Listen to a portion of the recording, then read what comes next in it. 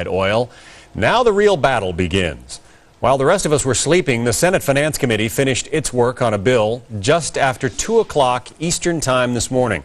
And the next step, preparing for the historic floor debates on what could be the biggest fundamental change in the life of every American that we have seen to date.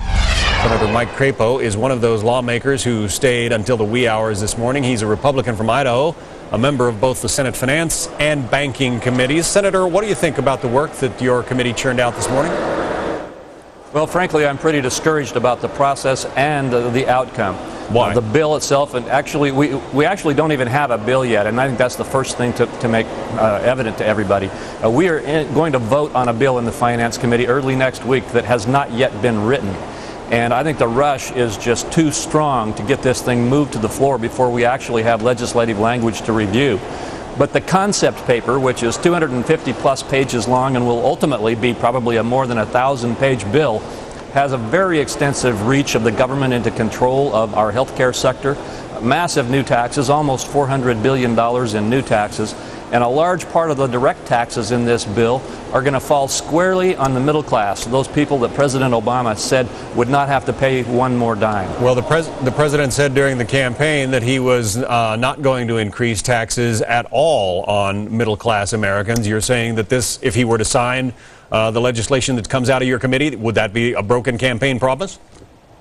Oh, absolutely. In fact, we have the data now. For example, in the penalty that will be imposed on those who do not have private insurance, there are going to be probably 60 to 80% of those who pay that penalty will be people who make less than $200,000. The deductions for health care expenses are going to be increased or reduced. The level on those deductions will be increased so that people have fewer deductions.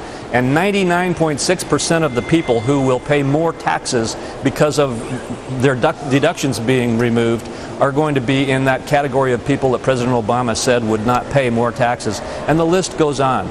Well, I guess the question is there enough bipartisan support for this legislation that you think it could make it out of the U.S. Senate? Democrats are saying that, yes, this thing has enough support.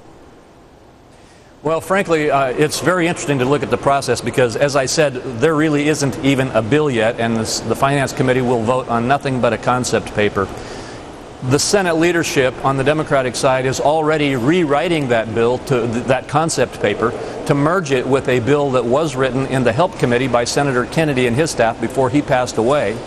And that bill, which is going to be a merged bill and does have a full-blown government option in it, will be the one that is merged and come to the Senate floor. We don't even know yet what will come to the Senate floor, and it's hard to predict how it will be treated, but if it's anything like either the finance bill or the bill that Senator Kennedy helped write, it's going to be a very, very heavy hand of federal government, massive new spending, somewhere in the neighborhood of $1 to $2 trillion of new spending, and massive new taxes. And I don't think that's what the American people wanted when they say that they want health care reform. I think most Americans want health care reform. But when Americans say that, they're talking about the fact that they want to see the skyrocketing costs of health care brought under control, and they want to see a better access to meaningful health care for those who are uninsured or underinsured. And these bills, neither of them truly address those issues. A member of the Senate Finance and Banking Committees, Senator Mike Crapo of Idaho. Thank you, sir.